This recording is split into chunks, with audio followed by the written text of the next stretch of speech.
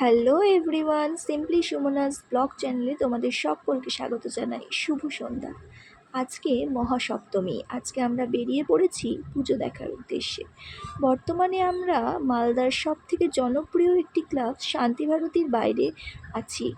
দেখতেই পাচ্ছ সপ্তমীতে যে এত মানুষ এসেছে ভাবতেই পারিনি সেটা। সামনে আমরা এগিয়ে চলেছি, ভীষণ সুন্দর আলোকসজ্জা আর মণ্ডপটির ভীষণ সুন্দর লাগছে বাইরে থেকে দেখতে। চলো ভিতরে যাওয়া যাক, দেখি কেমন সুন্দর সাজিয়েছে।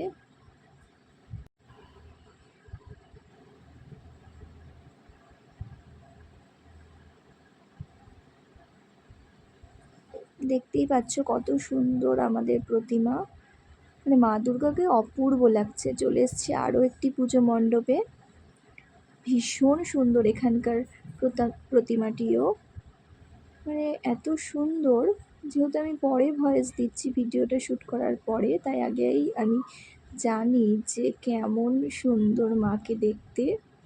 এখানকার থিমও ভীষণ সুন্দর। মায়ের উদ্দেশ্যে মণ্ডপটিতে আমি দেখতে পেলাম যে বার্তা দেওয়া হয়েছে আমাদের জীবনে, প্রত্যেকেরই জীবনে মা যে কত রকমভাবে ভূমিকা পালন করে, মা দুর্গার থেকে তা কোনো অংশেই কম নয়। তা আমরা এই প্যান্ডেলে এসে আরও ভালোভাবে উপভোগ করতে পারলাম।